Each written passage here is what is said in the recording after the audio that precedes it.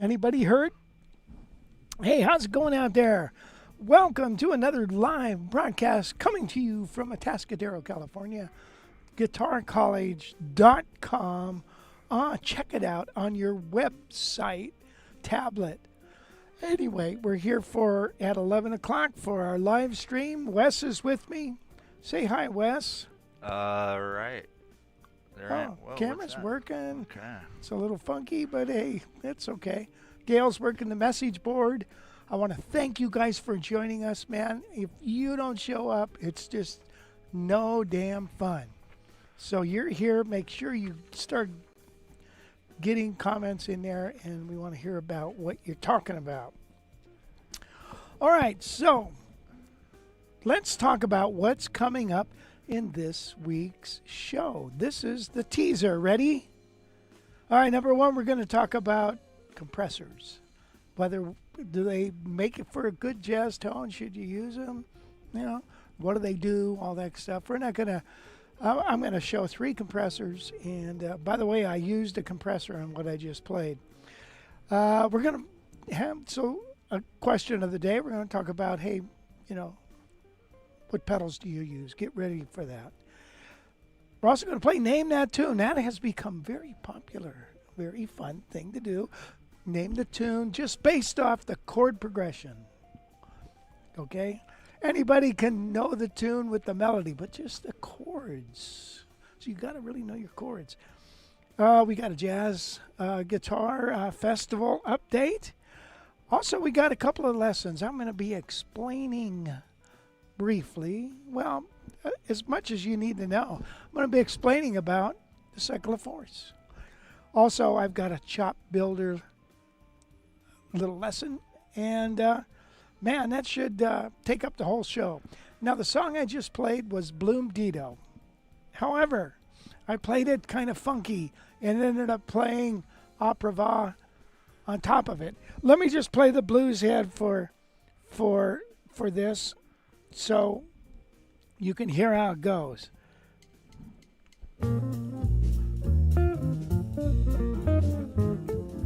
Ah, crud.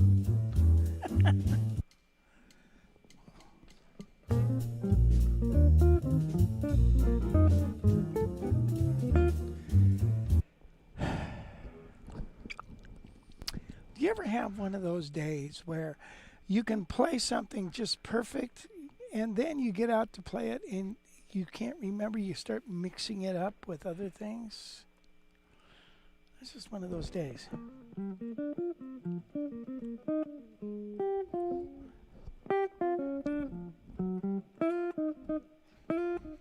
Forget it. Anyway, I got a lesson on it. I'm going to look at it. You're going to log in later and do I better. Wow. I better. Is this actually I do have, Bloom Dito up on my tablet here. If you want to check it out. Is the tablet working? There it is. Bloom Dito. Right there. There's me when I was a little bit younger and could actually play it. And so we got a Charlie Parker blues head there and a few different practice tracks. So if you're on the library, get in there and learn that tune. And then play it for me, will you, so I can figure out how it goes. That'd be great. Right. So if you guys haven't noticed yet, we're here every Thursday at 11 a.m. Pacific time. Please subscribe to our channel and be a part of our community. Check out this cool motion tracking camera I got back here now. Oh, wow. Whoa. No, you're kidding. Oh, he's going out. Oh, nope. Oh, that is cool, man. Is that Chris? Oh, jeez, that's cool. Yeah. So anyway, we're here every Thursday. We want your interactions. We need you to chat with us. I'll be reading off a bunch of responses throughout the show. But chime in with any questions that you might have about jazz or about guitars. You looking to buy an archtop or change your strings, whatever. Just ask some questions, and we'll get to them in the chat, and we'll go ahead and see who's here. You will not laugh. You will not cry. You will learn by the numbers. I will teach you. Sound off like you got a pair. Sir, yes, sir. Here you are all equally worthless. Yes, this is the spot where you are all equally worthless. Robert Witham says, anybody home? Yeah, we are here. Good to join Hey, us. Robert. Robert. Brian F's in the Northwest UK. I got Hard Bop here. How's it going, Hard Bop? Gordon Zoots in Birmingham. James McNamara says, waving to James. us from Dallas. Gordon already said. Don Spain, mildly temperate Kansas. Awesome. How's it going, Don? Good to see you again. Lachlan, how's it going, Lach? Good to see you. Mark, Digab what's up, Music. guy? Digab's in the central east coast of Italy. I don't know if am I saying that right? Digab Music. Jimbo 1952. What's up, Jim? He's in Moore Park. Stephen K is up in Jimmy. Olympia. Oh, Big Steve, they changed your handle. They changed everybody's handle in case you guys didn't know that. Unless you have like a custom one. Jerry's here. How's it going, Jerry? Hey, Jerry, thanks for posting in our Guitar College Library community, buddy. Appreciate that. If you guys are wondering about getting some F-hole covers for your guitar, check out the Guitar College Library and Jerry's post in there. Let's see. Jim Champlin's here. Butch is up in Stretch Island. What's up, Butch? Hey, bud. Butchie boy. David Bronson in Florida. Tom Collins down in Ojai. What's up, Tom? What's up, David? JD Water. What's up, buddy? Or JD Witter. I don't know how to say that. Anyway, what's up, buddy? Good to see you. Kirby. Richard Bostick. Hey, Richard. What's up, man? No kidding. Good to see ya. He's up around Davis. How's it going, Richard? Jason Bernstein. What's up, Jason? Down in Big Easy. How's it going? Jason and is Shaft 9000 says semi-traditionalist equals amp and axe only. Traditionalist equals no amp allowed. Wow, that's something. Let's see. There is some quick comments here from Brian. He says, I have an original Mark I Mesa Boogie combo amp from the mid-1970s. The amp does not have reverb. To start using the amp again, I definitely need high-quality reverb. I would welcome any suggestions. So if you guys have a reverb pedal you like, throw it in the chat for Brian. Do you have a reverb pedal you like? Well, I have one. I don't know if I like it or not because I haven't used it much. It's a Zoom pedal, but I love digital reverb more than spring reverb. You know, so the reverb on the Quilter amp is a nice reverb. I like it. The Hendrickson is more of a traditional spring sounding thing. But I don't know, I might start using some pedals and, you know, just to get me more stuff to break and to take to the gig, you know. I might just do that. What the heck? I know when I do, you know, some gigs I have this burning desire to play with distortion. And I will tell you a secret. People, younger people especially, have rarely heard a guitar, electric guitar, that is not distorted. I was talking with Mitch Holder about that. It's like they all hear distorted guitars all the time. In leads, you never hear a jazz guitar sound, generally speaking, in a pop tune. You know, it's rare. If it's a country tune, it's got some distorted chicken picking telly or something, but there's always a hint of distortion.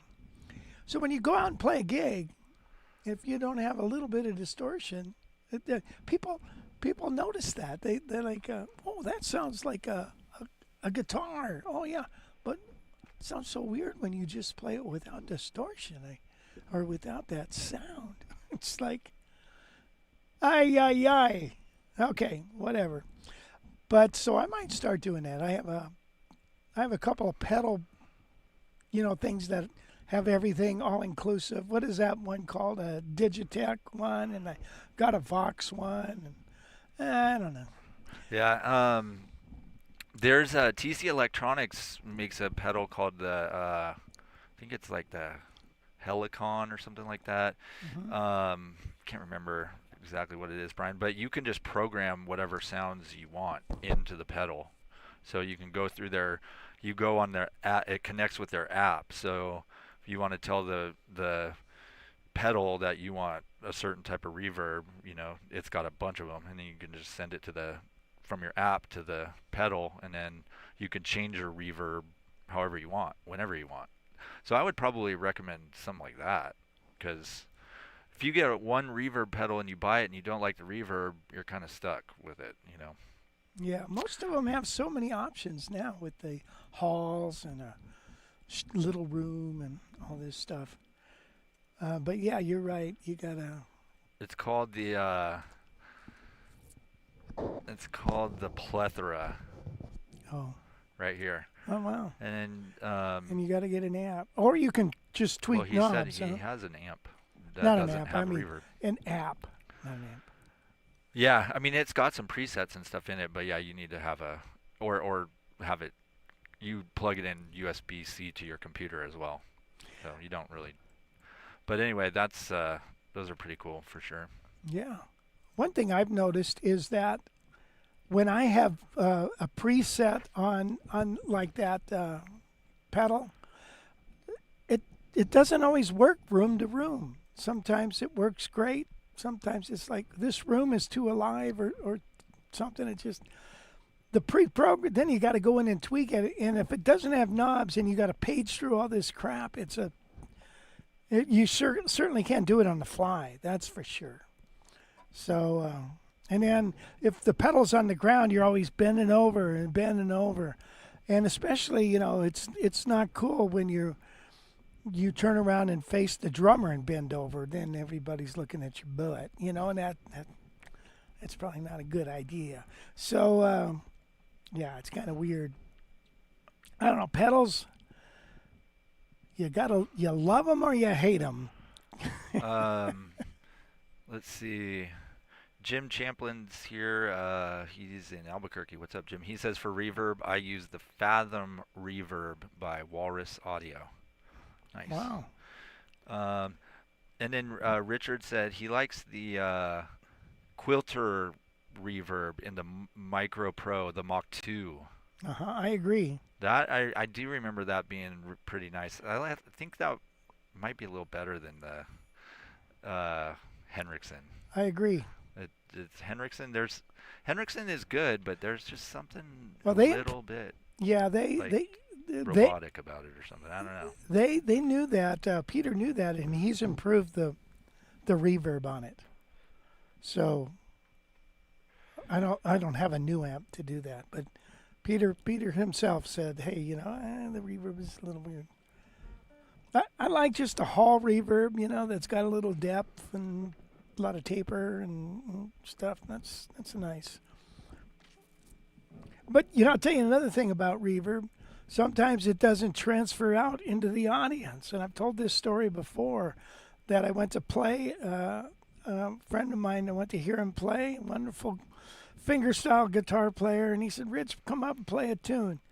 Okay, and I had been listening to him all night, and I got the guitar, strummed a few chords, and I thought, holy crap, I sound like I'm in a well. You had this much reverb? He says, yeah, that's just what I play with. I mean, it was wet, so water was dripping off the E string. It was so wet. However, when you go out there in the audience, it doesn't transfer over. It seems to me. Unless it's like a surf thing where you got to crank to 10, you know what I mean? So it's weird. But, if it makes you feel comfortable, and that's what I like, adds a little more sustain, makes you feel comfortable. So then if you feel comfortable, you play better. If you're not happy with your sound,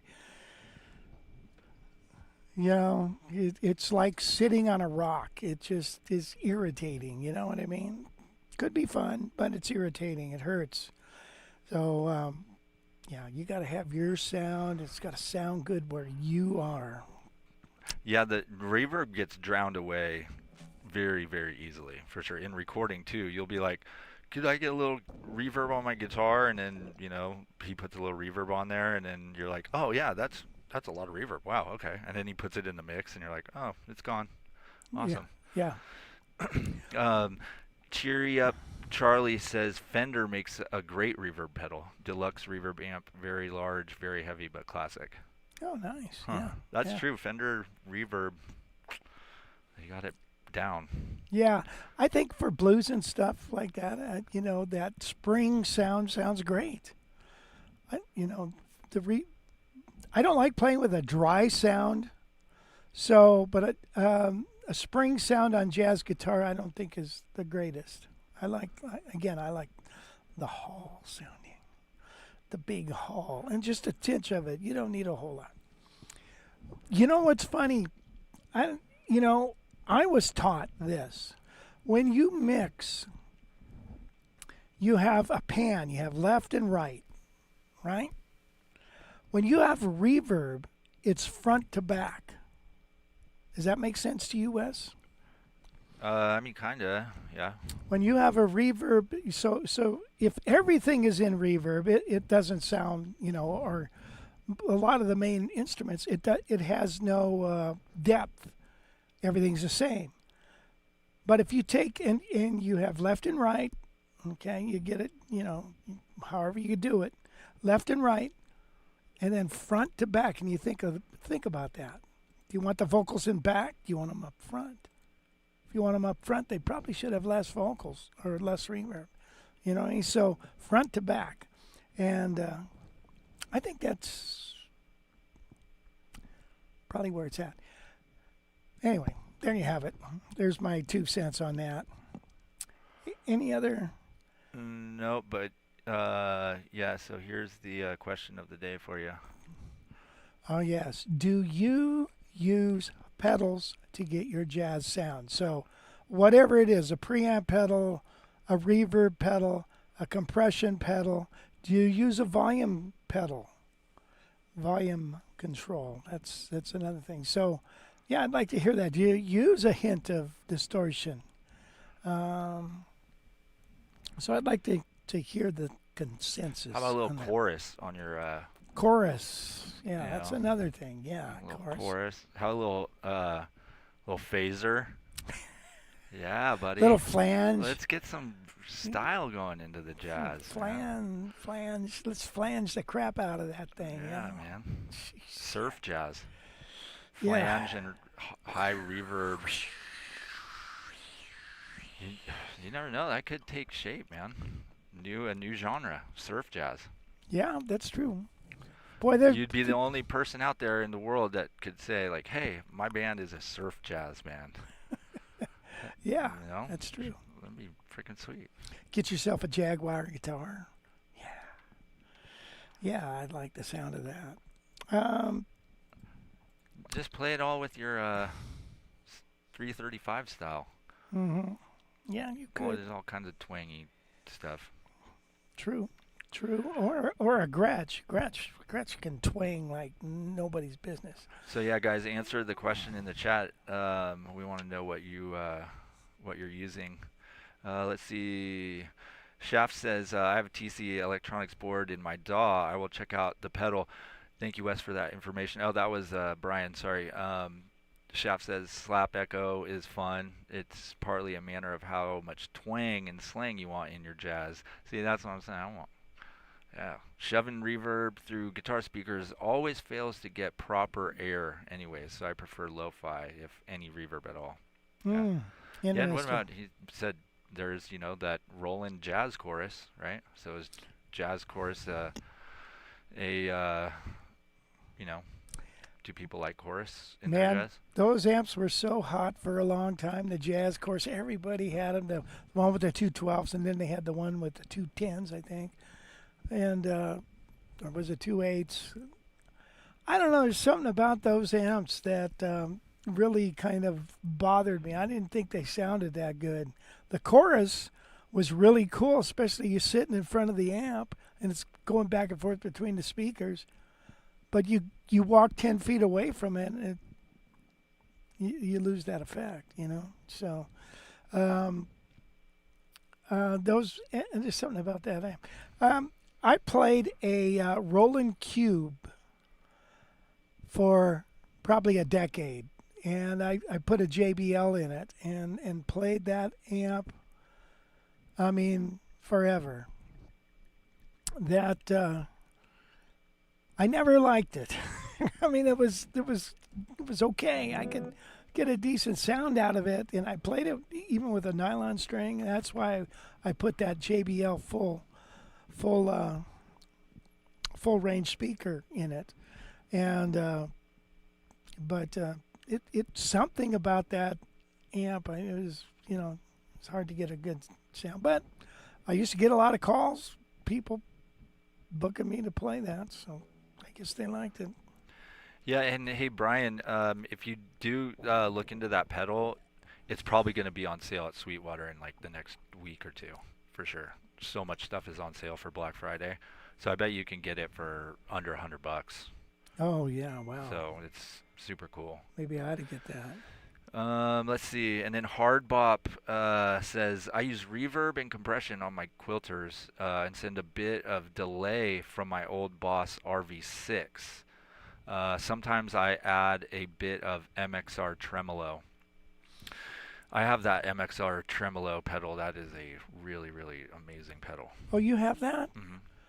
That's one thing about the quilter I like. It's got tremolo, and we'll do certain songs. I'll use that tremolo. People love that, man. Yeah. The Hendrickson doesn't have it, so you got to get a pedal. I didn't know you had that pedal. I'm gonna have to snake that from you sometime, or get one. Yeah, they're solid for sure. And then the thing about the MXR pedal is too, it's like one knob, so it's super cool. Jim says TC Electronics Mini Hall of Fame.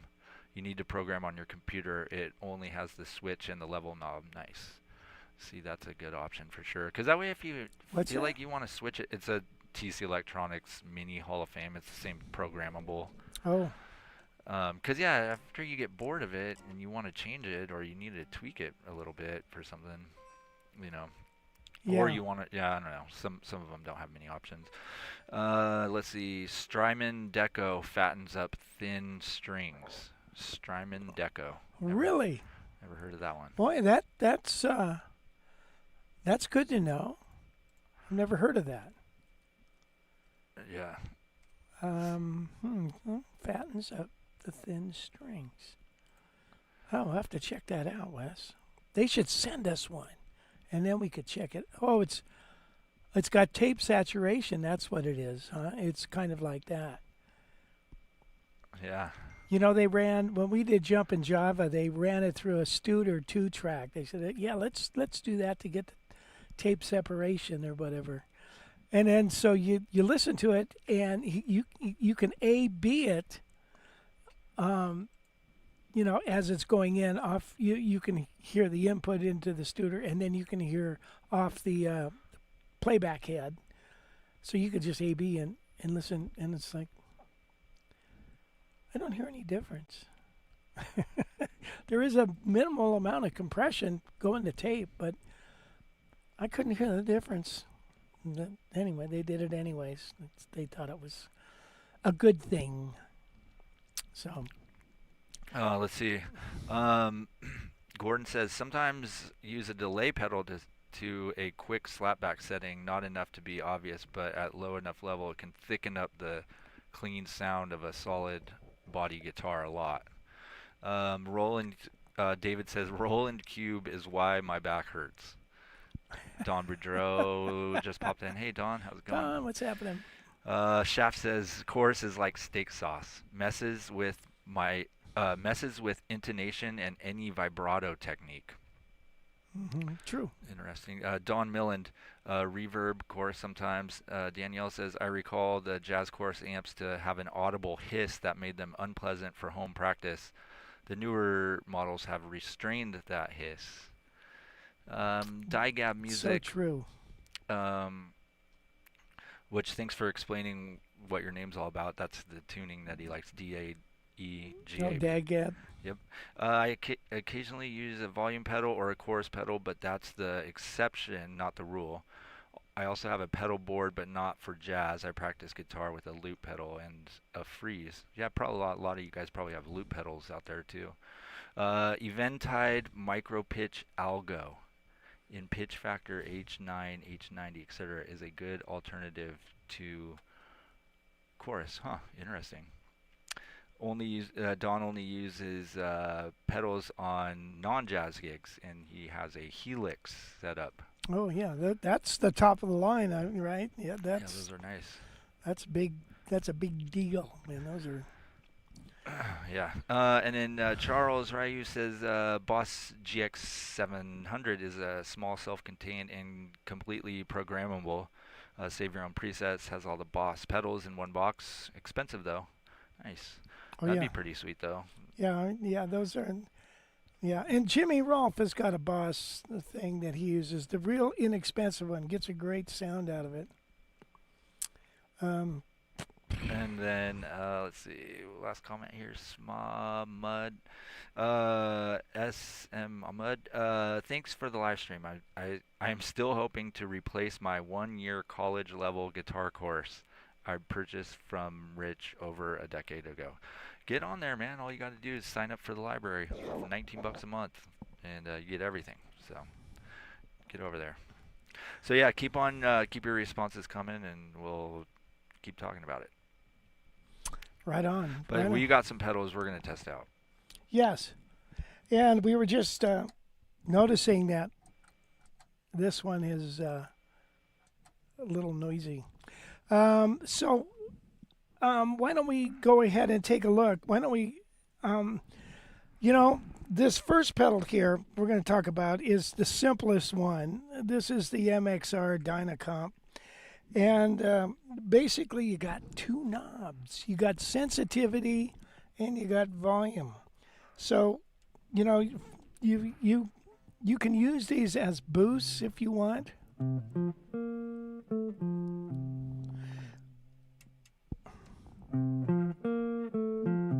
Now, what a compressor does is level out your playing. So it takes the softer notes, makes them louder, takes the louder notes and makes them softer.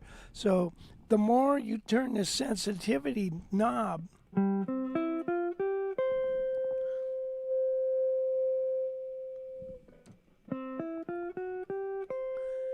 I remember back in the day, they had the orange squeezer. Lee Ritenour used to use that thing a lot. I got one and I thought, I don't like it. For some reason, it just, I don't feel like I'm one with the guitar. I feel more like I'm a bystander or something. I don't know. Is that volume all the way up on the guitar? Where you at? It's pretty close. Okay. But so here it is, and then that's taken. That's adding a little boost.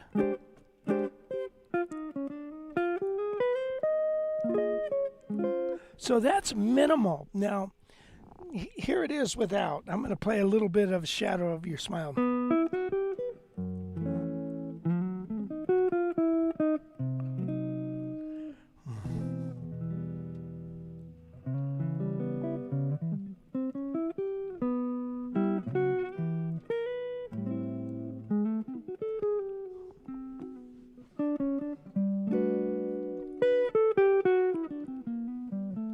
Now, let me do that with the compressor. See? And remember, this is just minimal.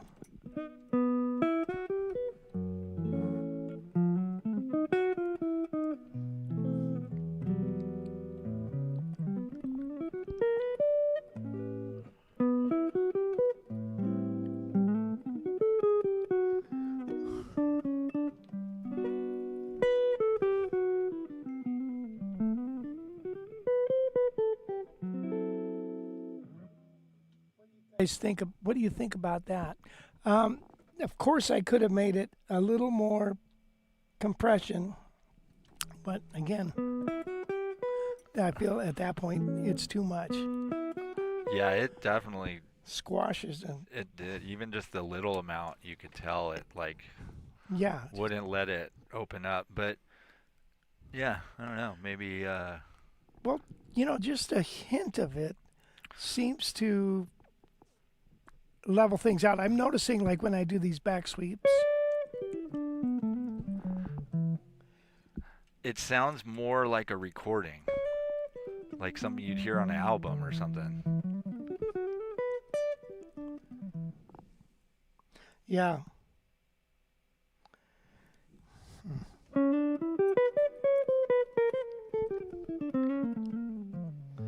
But one nice thing about it is it can function as a boost.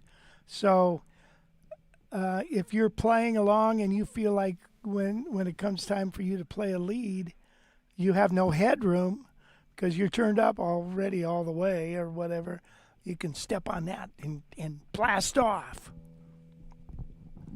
So anyway, that's your basic compressor. Now let's go over to this Boss compressor. And this particular one, I find very, I like it. I like it. I like it. I like it a lot. And that is,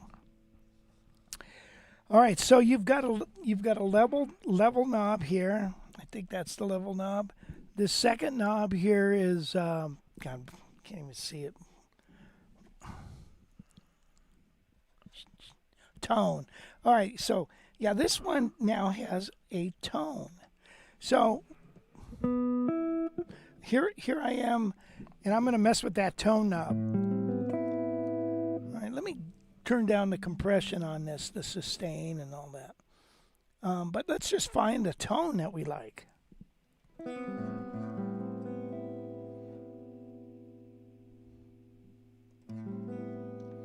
That's a pretty mellow tone. Let me increase the gain. Here it is without it.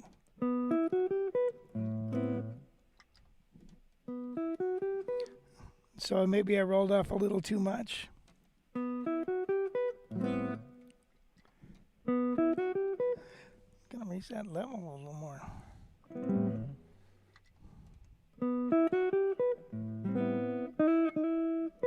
So you can find, you can dial, it's one more tone knob you got to deal with, but there you have it.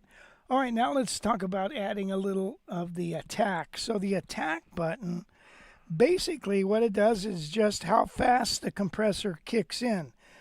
Does it clamp down on your signal right away, or does it wait a minute and add sustain? So right now it's at minimal, I believe. If I turn that up,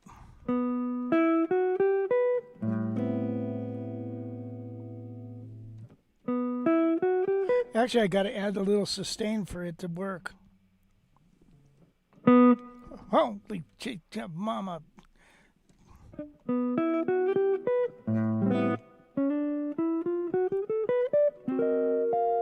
See, that's getting noticeably different for sure. Sounds good.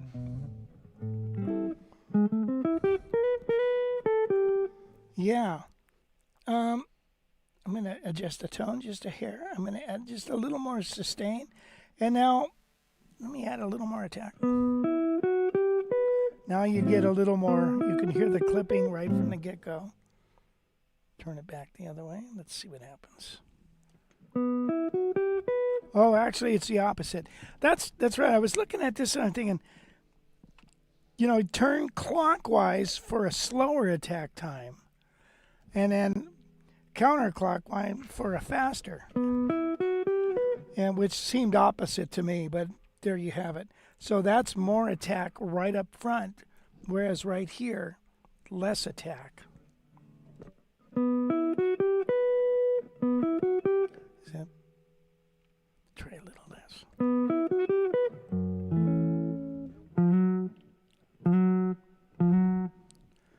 Well, that's a funky tone.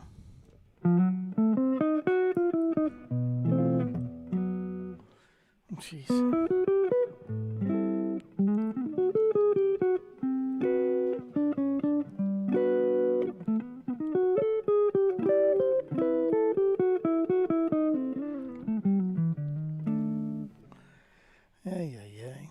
I don't know. That sounds good. You like that? It sounds like it's given that guitar a little more character, Hmm. or like a little more, or maybe it's a little more in your face now or something. Or like, Could be. Yeah.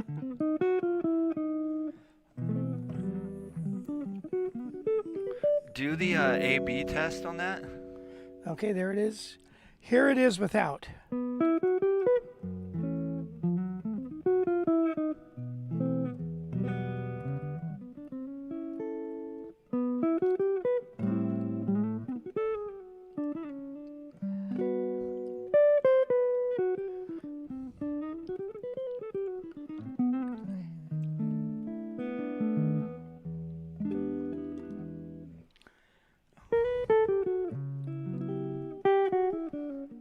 All right. Okay, now with it.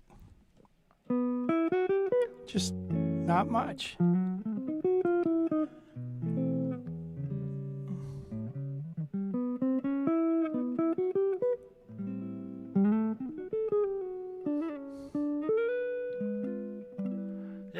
Yeah, it seems to level out the sound some without taking too much away from. Yeah.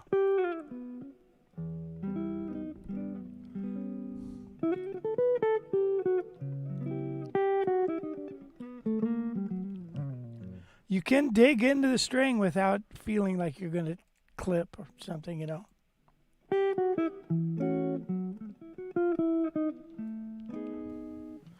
Okay. Yeah, so I kind of like that compressor. I think I like it better than the MXR. Do you feel that way too? Well, it definitely is more. It's got more knobs. Yeah, it's got more adjustments. So the MXR, it does a great job of just keeping the tone of your guitar. That's their pedals are a lot of them are like that, you know. Mm-hmm. That's why that tremolo is so good, because it's like you plug it in and it still sounds exactly like your guitar, but just adds a little coolness to the top. So I think that kind of is the same kind of situation with this one. Yeah. But yeah, I mean, especially if it allows you to not hold back on how hard you're striking a note, it might make your playing a little more dynamic and cool too. Yeah, well, that's what I'm wondering. Can you be more dynamic with it?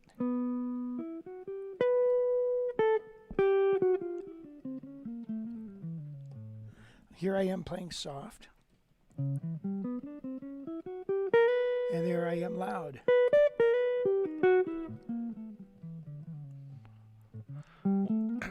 Well, you don't get those big Spike. spikes. Yeah, that, yeah, like, I mean, especially when I'm watching the audio bars go back and forth here, sometimes that thing will spike like so far. Just one of those, especially on those octaves. Yeah, that sounds kind of good for the octaves, huh? Well, how about on? Do a little octave thing without it and then do it with it. Okay, here's without it.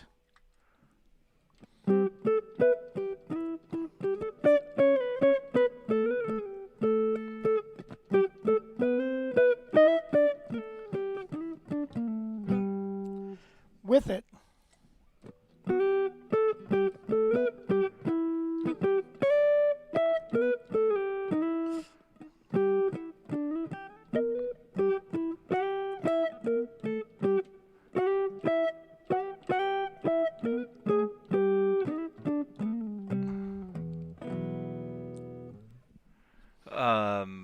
That sounds better with the pedal.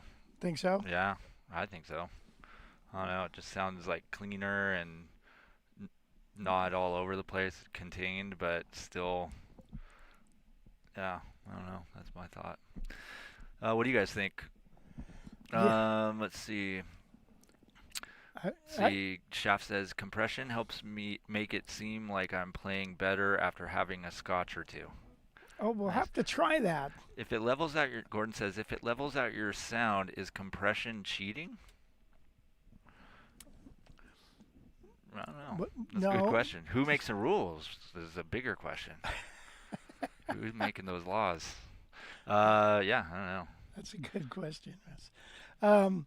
Yeah, to be honest, when you record a record, right, like Wes Montgomery back in the day, and he's going to tape, compression, they probably used a compressor, some of those real nice, beautiful compressors, and the tape compresses it anyways. You know what I mean? So compression is happening on the recordings you're listening to. So it's not cheating. It's maybe more closer to what the record would sound like. Rob says the notes bloom with the compressor, similar to the way a Tweed era amp cathode bias sounds. Only Rob would say that. He's the expert on amplifiers. Well, Danielle also asked whether we know which ones are analog or digital. I would assume that Boss one's digital. Well, no, would they all be analog? they're all analog. Right. Yeah, it's just capacitors, right, Rob? Capacitors and whatever they do, capacitors and wires and circuit boards. There's no digital conversion going on. 2C Ma said he's got, this is his setup, MRX 10-band EQ, Origin Effects Cali 76 compressor, Catalan Bread Formula 55 overdrive, and Surfy Bear metal spring reverb. And then Shaft says he also uses that Surfy Bear spring reverb. Wow. So. Huh. Wow. Let's see. Robert. Well, thank you for your comments. Robert Thank you, Gibson Rob. says when I use light compression, notes seem to have more definition and a little more attack. I can see that. Who said that? What? That was Robert Gibson. When I use light compression, notes seem to have more definition and a little more attack. Now that's what baffles me. Why would it have more attack when it's squashing it? And then Locke, you can see there's the settings on the CS3. Do you have that pedal, Locke? Interesting. But yeah, that's where those knobs are at for that right now. And then let's see. Mike says don't use pedals much, but the Boss sounded pretty good. I agree, Mike. Yeah. And then Gordon did say he makes the rules about the compression, so you don't get busted. Up against the wall, mother. Right. Is that a compression pedal? Let's see. David Bronson, I don't think I hear enough improvement to make it worth the hassle. I do use compression for acoustic.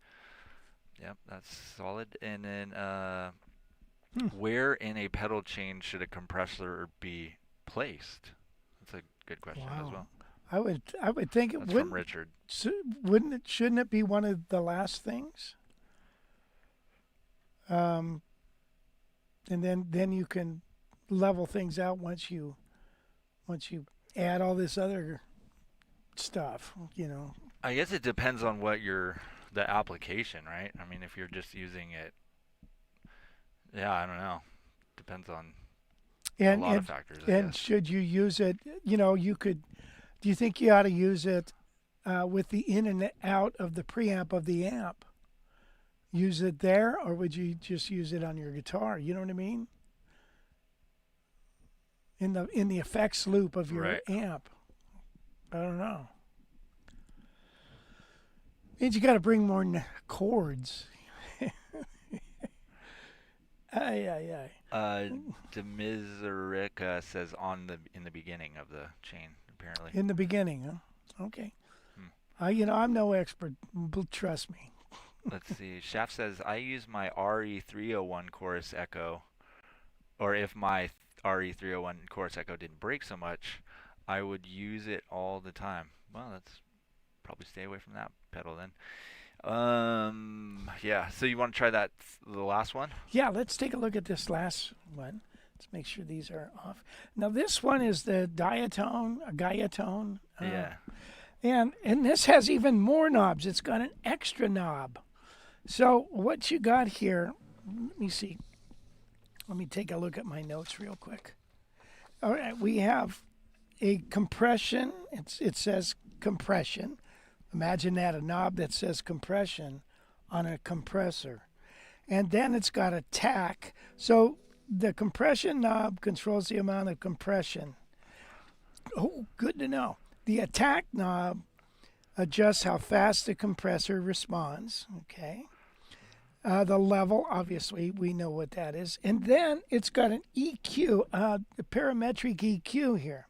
So you can cut and boost whatever frequencies you want. It doesn't give a explanation of what the frequencies are, but you can cut, which I think is a kind of a cool thing. And then it has the shape knob, which is actually like a blend knob between the effect and the regular sound. Yeah. Yeah, that's helpful for sure. I think so too. All right, so here I am now with just that's nothing. So I'm going to come over here, and right away I notice way more. Whoa. The way noisy. All right, here's our compression. And this is also a tube compressor too, so it's got a little tube in there. Yeah. And I immediately can hear the tube. Okay, so there's that. Now let's see. Let's look at the parametric EQ. I'm going to turn it up here and let's find the frequencies.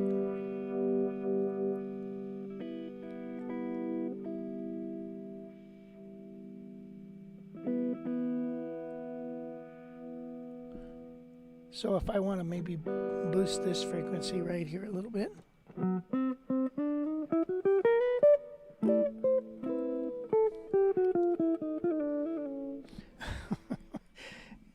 Jeez. Does that sound any different? On the actual frequencies? I could boost. Let me cut it. Let's see what. All right. Once again, it's so minute.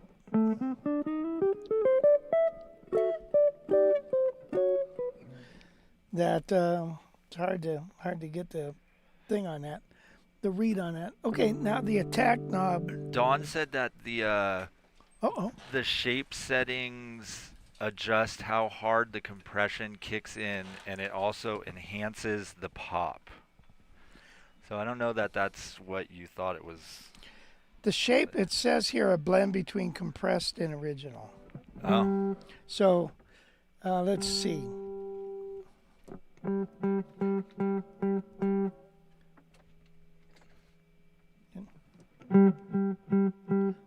So is that the no pop there?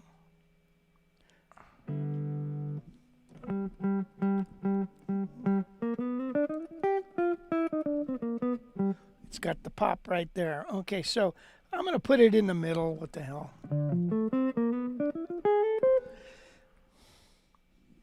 Jeez.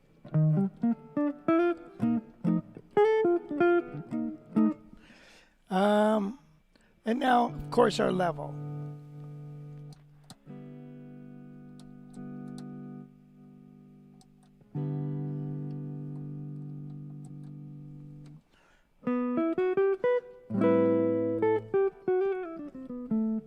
That's pretty minute. That's off. Let me just boost that up a tad.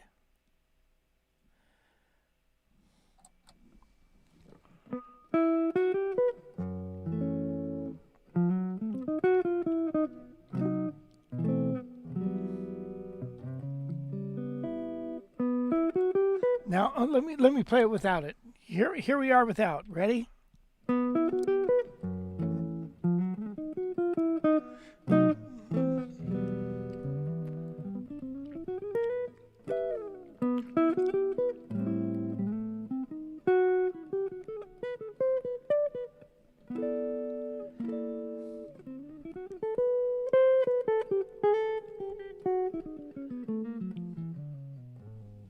All right, here it is with it. I want to roll off some of that high thing going down.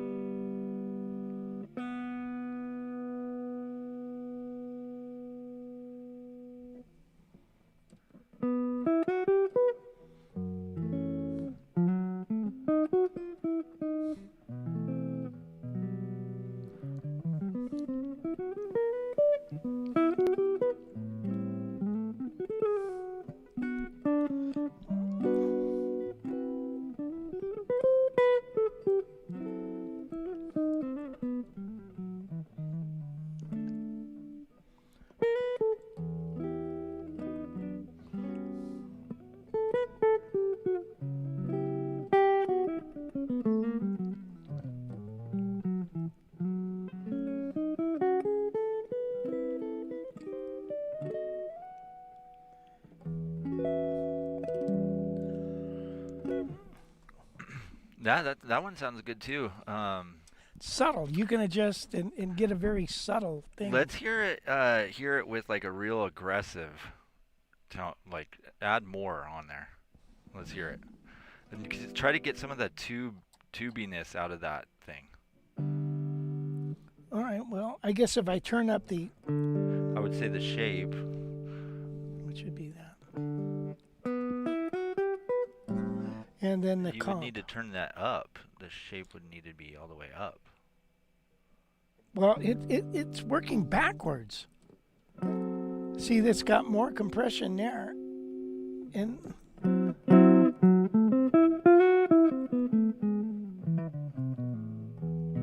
well, maybe that I don't know. Where's the level?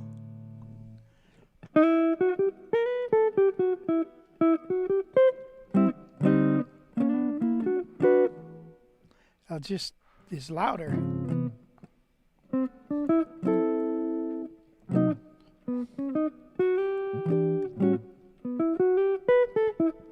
You like that?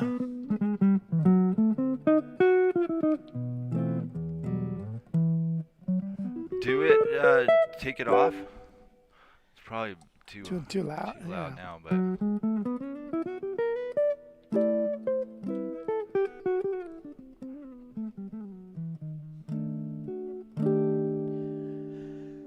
all right, now hit it.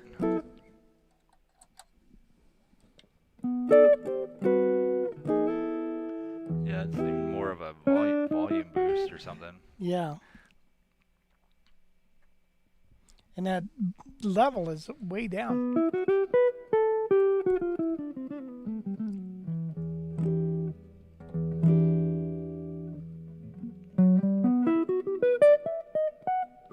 One thing, well, okay, what do you think before we move on? The Boss one I thought was the best. Let's see. Rob says it's best to think of a compressor as a sustainer. It takes the edge off the attack and swells the signal as it decays. And Kirby says, thanks for explaining. Pedals get confusing. Let's see. It does it. That is a lot of sustain there, isn't it? Let me just do something just.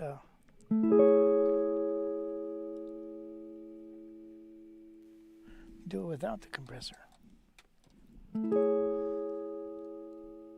I think I like it better with the compressor. How much are these things, you know? That one's hard to find. That they don't make that one anymore. Oh. So sell it to you. Okay. Yeah, that one's probably $150, $200 on Reverb. It's just, one thing I noticed, okay, before we go on, is when I was just sitting here, we had the guitars going through the speakers in the studio. I was starting to get feedback and it wasn't really a level difference. It just seemed like all of a sudden, wait a minute, I never get feedback with this guitar. All of a sudden now I'm getting a little bit of feedback. So you might want to be careful. Now, one thing I did want to note, we originally wanted to do this, is because a Birdland, we were going to use a Birdland, and I thought, well, let's take a real good sounding guitar. And Birdlands to me are kind of tinny. You know, they're not big fat sound. And I was wondering, could a compressor improve that? And after looking at that and hearing what it does to this, I really think it could. So it might be, you know, obviously the input, whatever guitar you're playing, is these things have to be adjusted to that. And as Les Paul says, you know, we had a sound in our head and you turn the knobs to get it. So, you know, well, so it might improve a thinner sounding guitar. Let's see. Rust in Peace says placing with more gain-based setups, it should be in the front since it will raise the noise floor of anything in front of it. This is the compression pedal. Placing it, and Rob says placing a compressor early in the signal chain gives a smoother tone. Okay, good to know. Yeah. See, Brian also says I think it should be directly after the guitar before all the other effects. Because, you know, wouldn't it cut off some reverb and stuff like that? Oh, yeah, I guess. That's good. Or would it sustain it? I don't know. I guess you would have to experiment with that. Yeah, and then Darko said J Rocket Audio Design's Airchild 660 compressor is the best for jazz guitarists. It doesn't change the tone of the guitar, or at least on a minimum level. Nice. What's it called? J Rocket Audio Design's Airchild 660. Well, we're going to have to save that and look it up and see what those are going for if he says those are really great. Like I said, I am no expert at all. I mean, I've had compressors in my lifetime, and I was happy when I got rid of everything. You know, distortions, volume pedals, choruses, all that stuff, and it had a guitar and an amp. And forget it. But you go back to it because they do something, you know. Here's this one that he was talking about. Oh, wow. I sure like the knobs. Yeah, it's cool looking. Pretty knobs. You know, Thank you, Darko. Yeah, thank you. I saw Joe Pass once at Dante's, and he says, well, I got everybody said I got to get a wah-wah. So I got a wah-wah pedal, and I plugged it in, and I went, oh, wah-wah. And I was like, now what? Thought, yeah, Joe, I don't think you need a wah-wah pedal. But a compressor is such a subtle thing. It's such a subtle thing, and it might really improve. Hey, Shaft said in a studio, I'd have the engineer put it through their $25,000 Fairchild compressor just before the monitor instead of my pedal. Yeah, me too. I would do that. Yeah. And all the rest of the instruments in the recording. Hey, they have a Fairchild at Cuesta. Do they really? Mm-hmm. Wow. Jeez. Yeah. $25,000 compressor waiting to be used. Wow. Holy cow. Hey, Gail, could you bring out the Birdland, that blonde Birdland? It's in a black case right there, and it says 66 Birdland. It's that newer case. If you can find it, if you don't mind, thank you. Okay, well, this has been an interesting segment. I'm really pleased that you guys have so much insight into some of this stuff, a lot more than me, and but I'm thinking I like the sound. What do you think? Yeah. I think I'm with you. I like the Boss sound best. Yeah, it seems like it pretty solid. So yeah, But I'll sell that pedal to you, $100. you know, I'm your dad, you know, shouldn't I get a good deal? That is a good deal. Would Go you buy pay? it somewhere else for 150. And it's right here, no shipping. What kind of deal do you want, man? Free's You're nice. putting it, basically placing it into your hands for cheaper than you can ever get it anywhere else, and you're like, wow, what's my deal? Well, you're probably going to use it, so yeah. Okay. So does this conclude our segment on the compressors? You tell me, man. You're the boss. Does it? Wait a minute. Have we done all the comments? For sound to affordability ratio, I didn't think you can't really beat the JHS3 series compressor. Oops, here comes the Birdland. Hey, let's check this out. Thank you, sweetheart.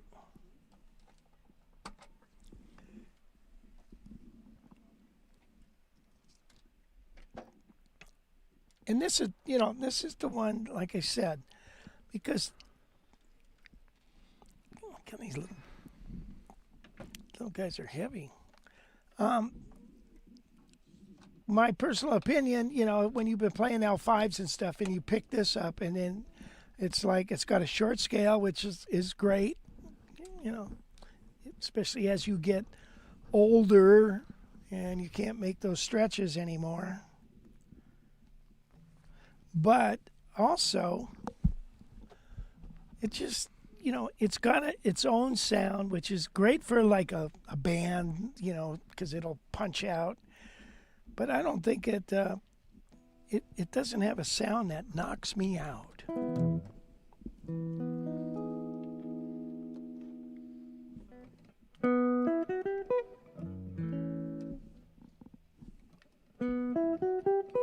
All right, so let's add a little compression to that and see if we can improve that. Why, oh yeah, mama. Let me turn that shape down.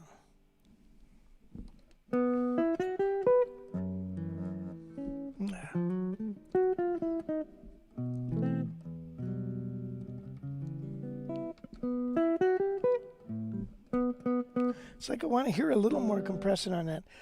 Let's go back to the Boss. There you go.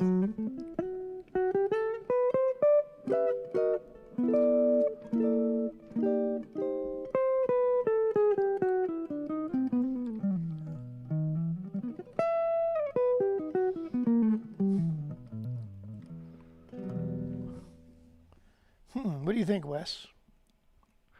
Do you think it improves the sound? Here it is without it.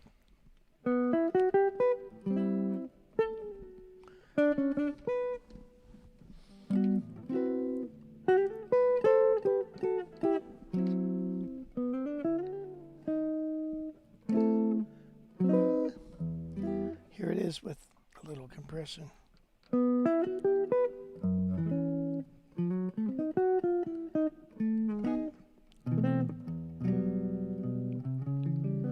Wow, I think I like it a lot better.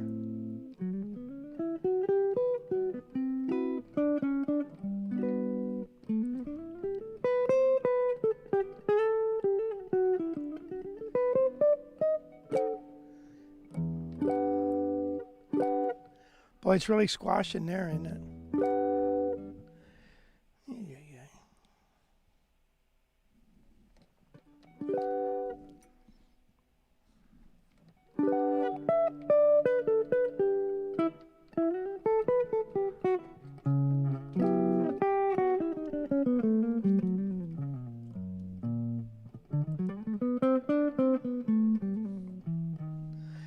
Where's the tone knob on this puppy? Here's the tone.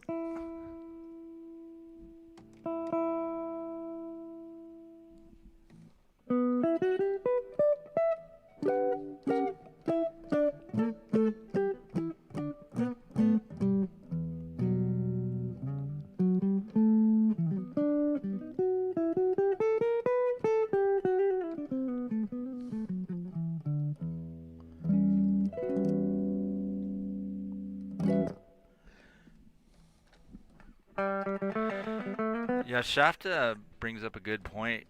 Like, um, compression is only just one level of, you know, of Okay. manipulating the sound.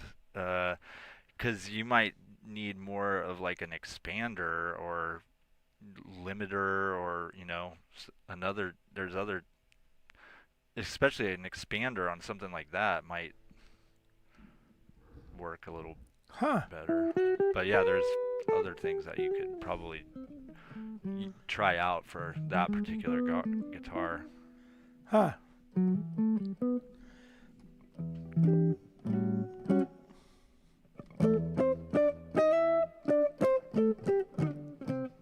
I think it improves it. Here's to do without it.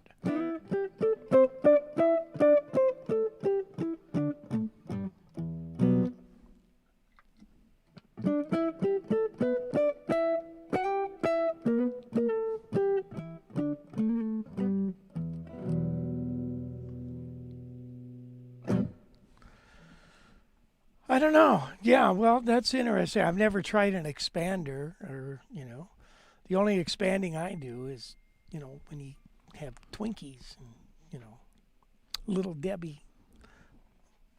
So anyway, why don't we, I'd like to hear, what do you guys think? Did that improve this Birdland? What do you think? Yeah, you'll never get the first 6 notes out of your head.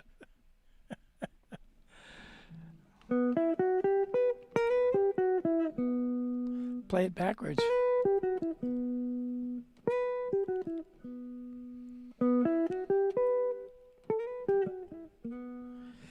Have you ever played a whole song backwards? It's kind of funny. I don't mean turn the record backwards. I mean actually play it. Try to play it backwards. Try an optical compressor sometime.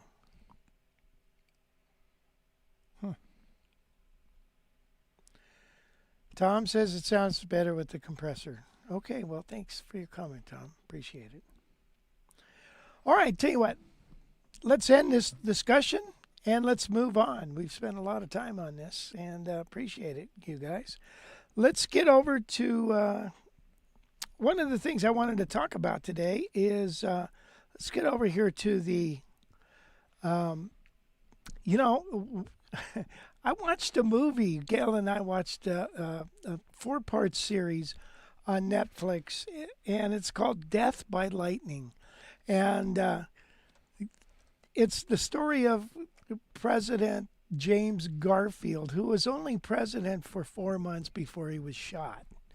And it's a very interesting story. I find it pretty fascinating. And so anyway, I just wanted to recommend it to you. I thought it was great. However, don't watch it with kids. You know, they put these scenes in there. Do they really need to do this? You know, a few sex scenes, and then they use the F word all over the place. And I'm thinking, wait a minute, why do they have to do that? Was the F word being used back in 1880 all the time? I mean, not all the time, but you know, when people are pissed, you know, it just struck me funny. I thought, yeah. And so I did a little research on the F word, and it dates back to about 1400, but mainly came into use probably in the World War I, World War II, you know, snafu situation all effed up, right? But I'm thinking back in 1880, really, were people, you know, using that word like that? So they got to throw that in there to, I don't know, make it more current or whatever. But I wanted to just put that out there. Hard Bop says he's watching it too. Oh, that's good. Now, Hard Bop's Eddie, right? Eddie Davis? I think so. Thanks, Eddie. Okay, Jazz Fest update. If we take a look at the the event page, which is on Facebook. Let us know if you're. Oh, okay. Can we get that? Yeah, hold on. Maybe I can get it on my. Well, I thought that's why you put the link on there. No, Or so you to bring it I up on didn't your put the link on there first, Jackson. Here you go.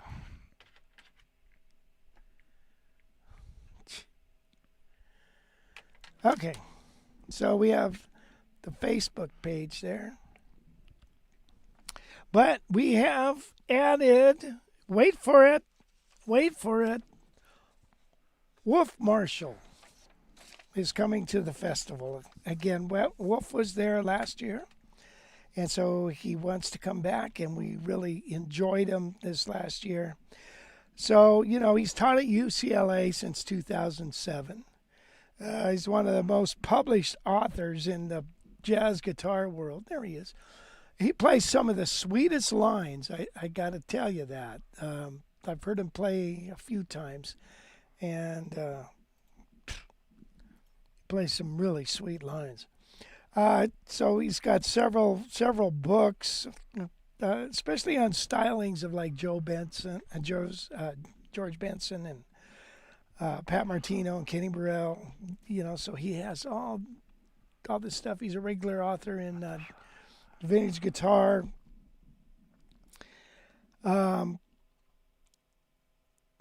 He has his own magazine, Wolf Marshall's Guitar One. He had that in the 90s.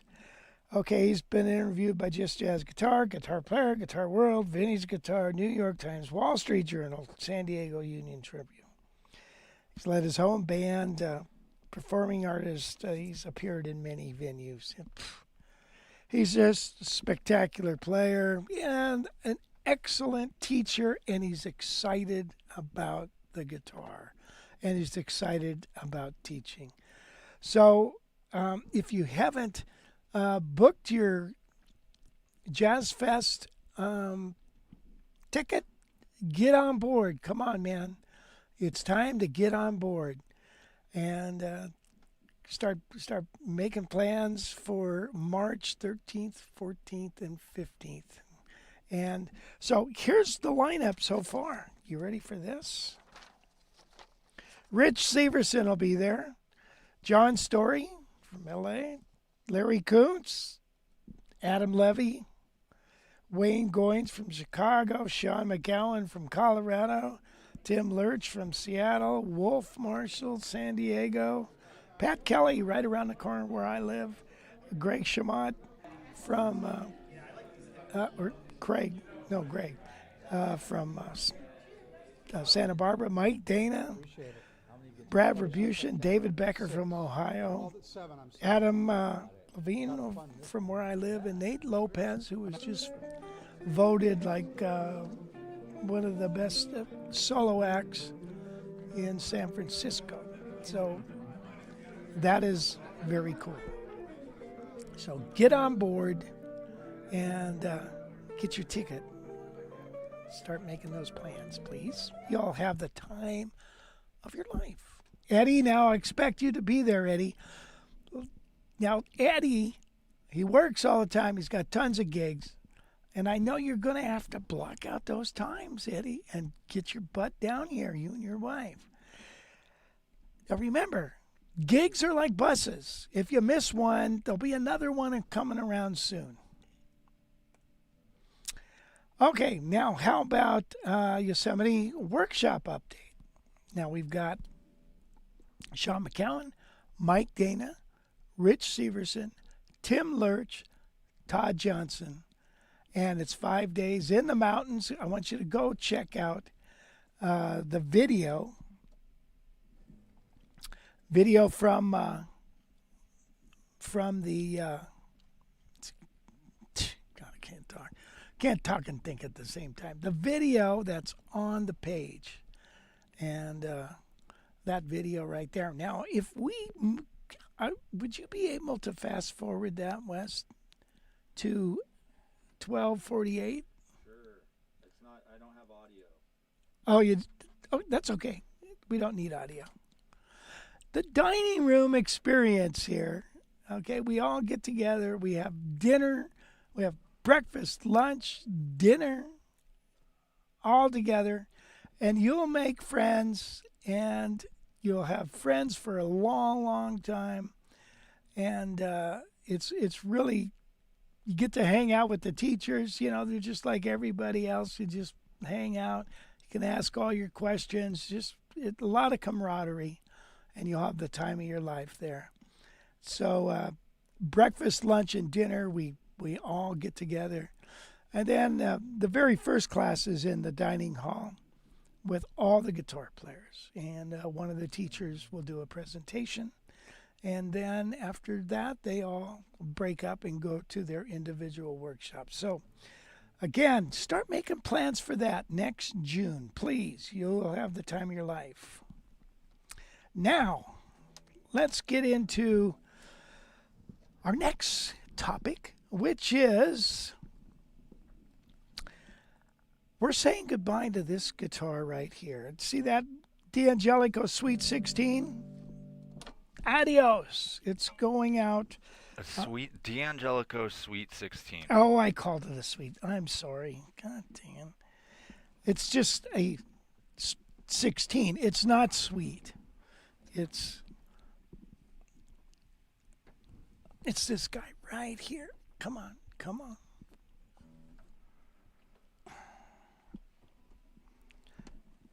I think this is one of the more finer. And, it looks so red on the cameras, but it's not. It's not red at all.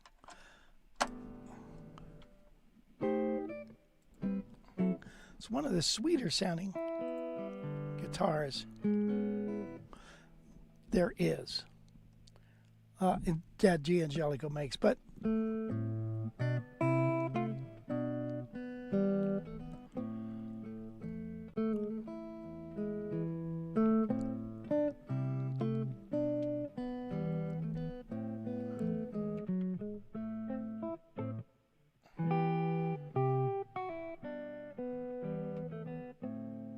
Is that guitar turned up all the way?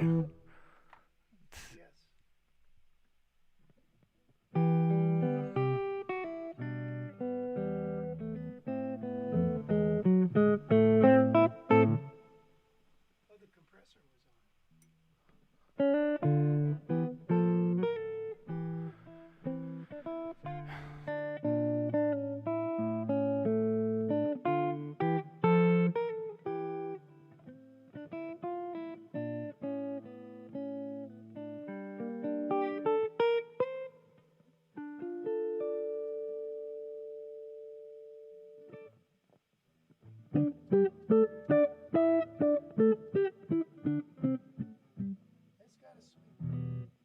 It's got a sweet sound, doesn't it? Yeah. Anyway, if you're interested in one of these, let me know. But this one is going bye-bye. And I gave him a great deal on this since we've had it sitting around. But it is sold and it is gone. Almost gone. Will be gone today. I hate to see it go. But then, you can't keep them all. All right, so D'Angelico. We also have the the XL1, which is a 17-inch, and that is going to be coming. Now I want to show you this. Let's see how much time we got. We're getting towards the end, aren't we? I want to show you this guitar. This is the one I've been working on. This particular guitar is an L4, and it's a 1956. I am going to put a floating Johnny Smith on it, and then it's got the long pick guard. I'm going to be putting the controls underneath it, so it'll be under there. And I got to put a hole for the jack. It's got the old tailpiece, which you cannot see, but here's what I want to show you. Check the neck out. What do you think of that? It hasn't been polished yet. All right, this guitar had the the neck was super, how do you say it? It was like speed bumps all over the place. Well, actually, that's after I sanded it. Yeah. But yeah, it had speed bumps, bumps, chips all over the place. And so you got to sand it down and all that. And because it just is, it's not fun. But I thought this afterwards is looking pretty damn good, and it feels great. So I'm going to do a little more work on that. Get that neck. I've got like, I don't know, 3 or 4 coats of red lacquer, 2 coats of a little black, and then 4 coats of clear lacquer. Now, I got to still work on this part there, which I will. But I hate to see a guitar so beat up. Now, the top and the stuff, and this stuff, normally a guy would spray this, kind of make it shiny, and, you can still make this thing shiny by rubbing it out. It had tons of smoke on it. It spent some life in a club, I'll tell you that. But, or somebody was smoking in the living room. You could actually even smell it. But some guys, would shoot the body and the back and the sides. They would shoot it. And I'm not a big fan of smothering the body with more lacquer. So I am not going to do that. But I did want to do this neck and get this neck looking and feeling good. Now, I want to hear your opinion about that. And the reason is because I have this guitar over here. I've had this guitar for a long time, probably 10 years or better. This is an ES-150, and this thing sounds fantastic. Now, it's got new tuners. I think it's a new tailpiece. The pickup is, even though it's got a new cover, I think the pickup is original. But once again, it had the neck was so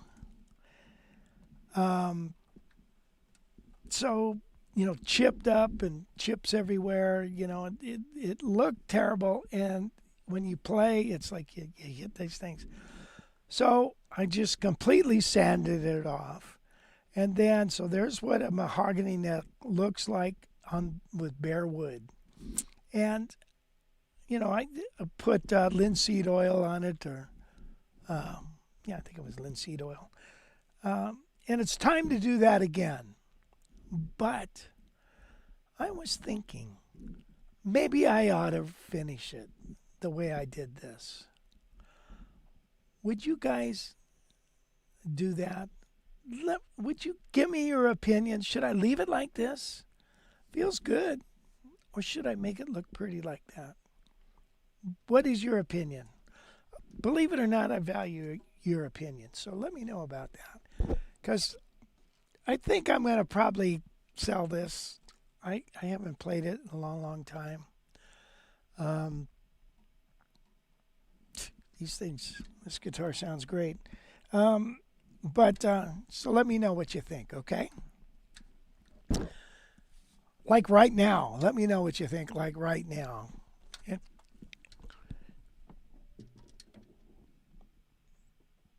Okay, Wes. So much for that.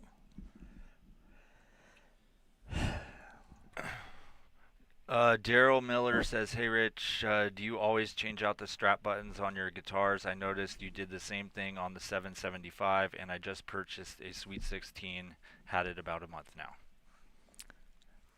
Yes, I always do. I like those oblong ones. I think they hold the strap better, especially when the holes on your strap get a little worn out. So yeah, I like those better. So yeah, the strap button is such a personal thing for me. Anyways, it's like I've got to do it. Otherwise, it doesn't sit well for me. Okay, Jim said it looks good as it is. I like the back of the neck the way it is now. Makes it more unique. I think I wouldn't sell it, Locke says. Well, I like the way you think, Locke. It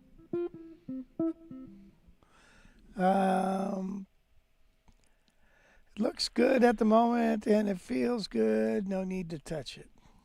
Looks nice, very light rubbing so it isn't too shiny. Yeah, I mean, why would you even entertain that idea? That's kind of, why would you shoot? If it feels fine, then it feels good. Like, who's looking at the back of the neck going, oh man, I like the way the back of that neck looks? Well, some people. As long as it feels good, then.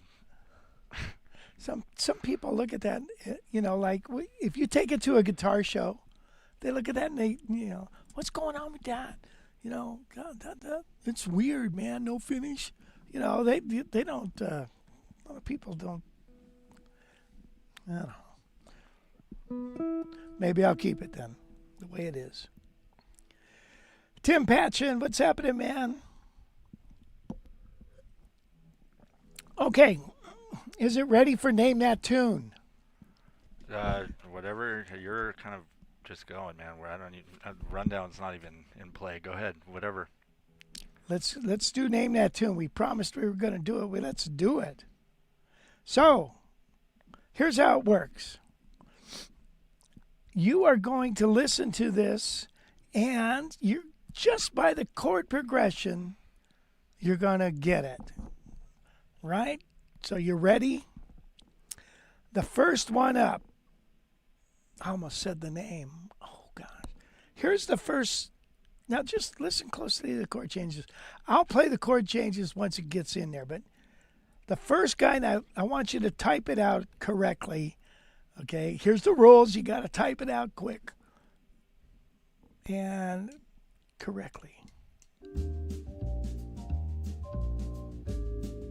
The song has been done in many different styles.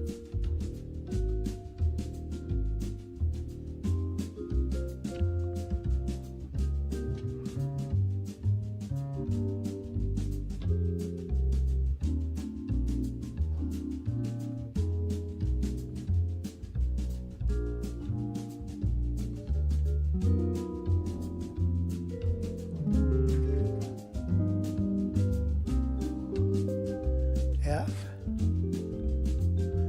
G minor, C,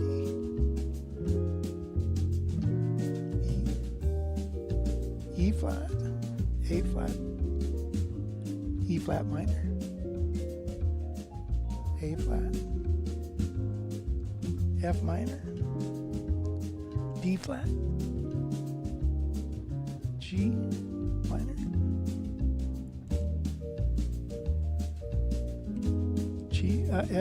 A flat minor, G,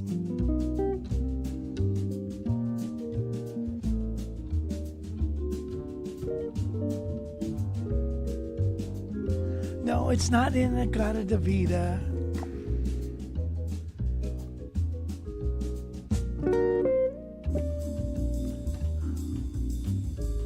That would have given away. Come on.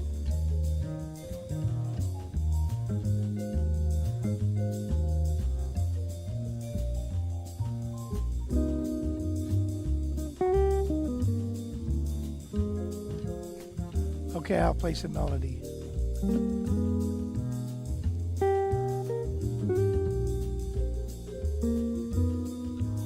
Yes, Tom. Tenderly.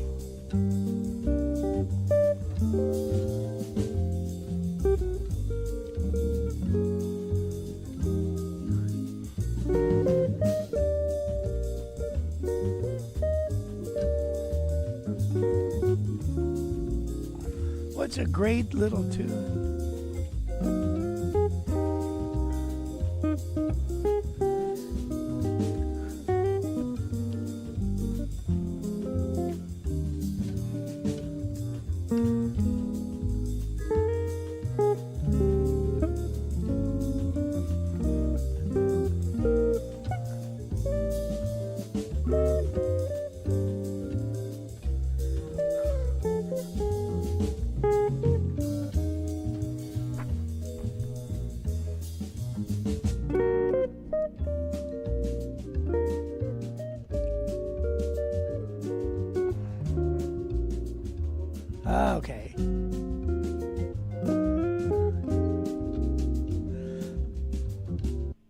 Tenderly is the song, and it's on the web page right here. Look at that. Tenderly is on.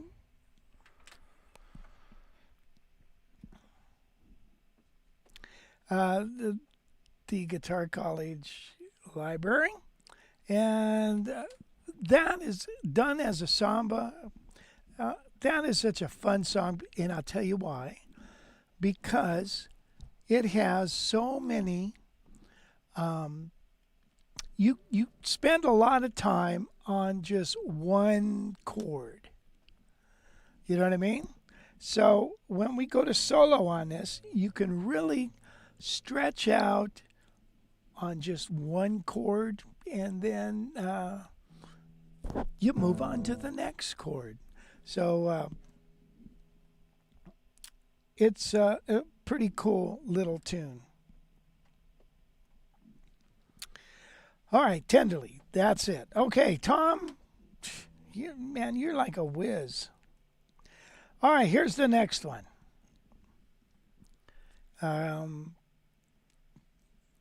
Here we go.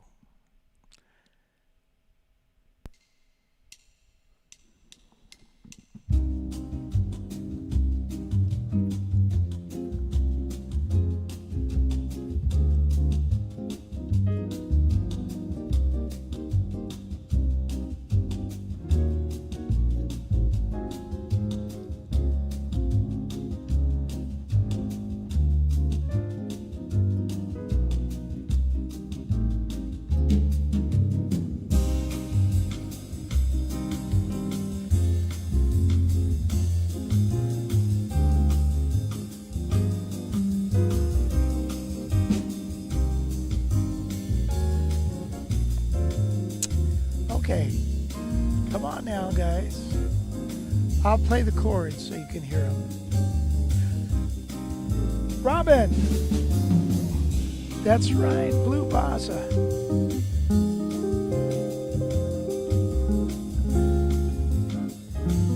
Here's the giveaway right here, where it goes E flat minor.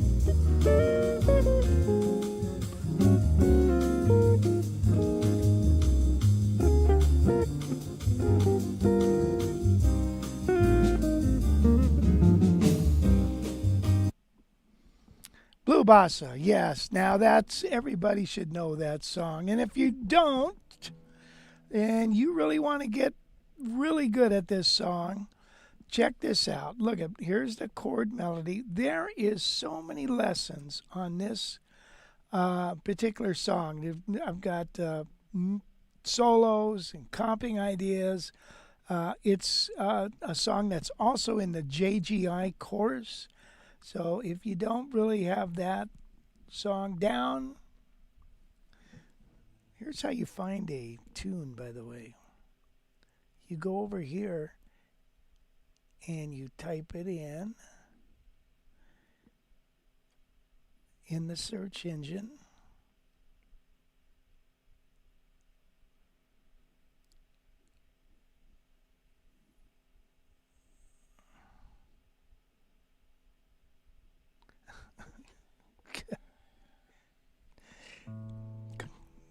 Look at that. Solo 1, solo 2, 3, 4, 5 solos, 6 solos, insights, octaves, comping, chord melody. And so you got a lot of ideas on how to play that tune. Okay? So Robin, good job, buddy. Good job. Okay, we ready to move on? The next song. Get ready. This next tune is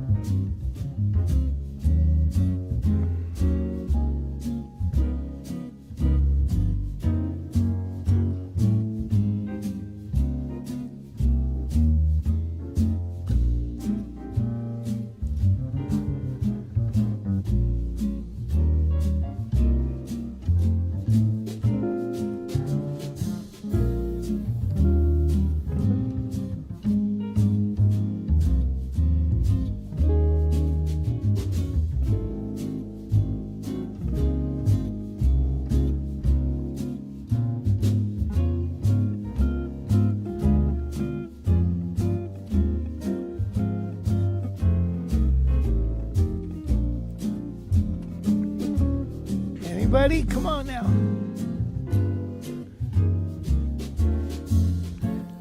B flat minor, E flat, A flat.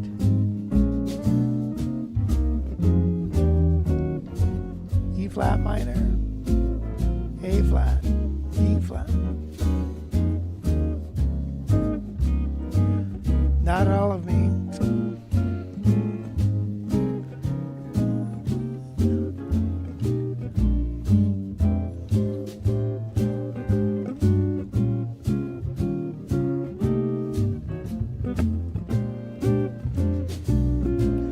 Yes, somebody's got it. Dad Gab music in a mellow tone.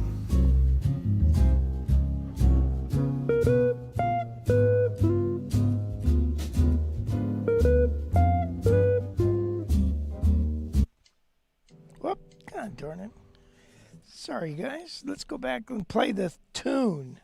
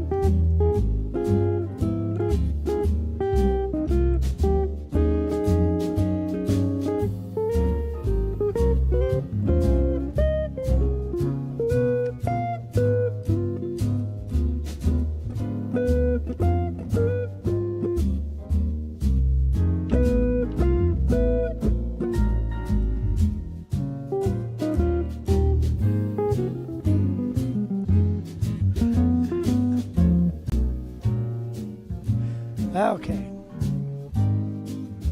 Sorry, once I get going on that, that's just a fun little song. In a mellow tone.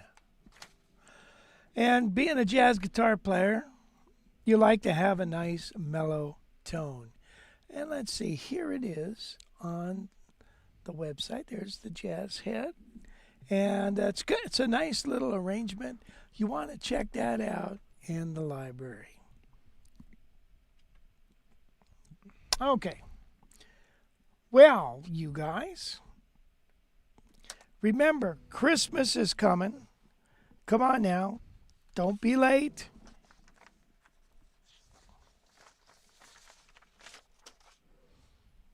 Don't be flat. Don't be sharp. Just be natural. Time to get over there and get those Christmas tunes under your belt.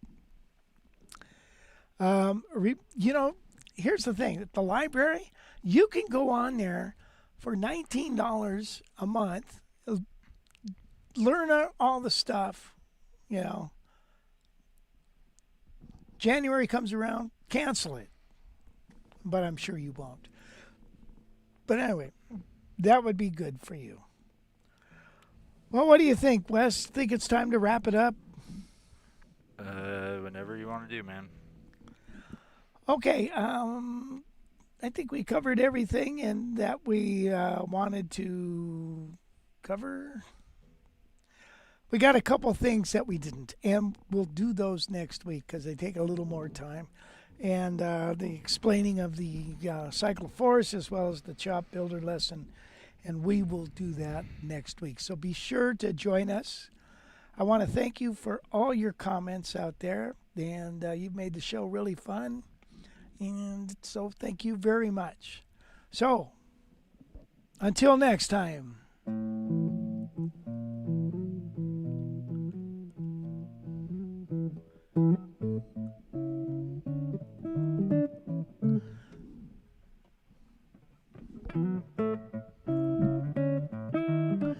I don't know if I'm going to get a compressor.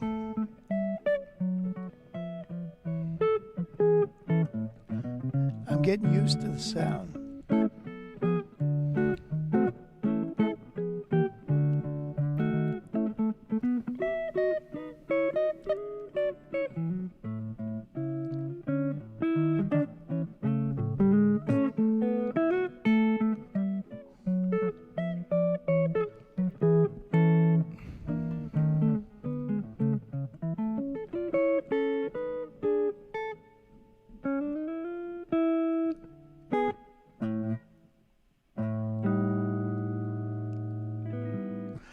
Okay, thank you guys for joining us. Remember, you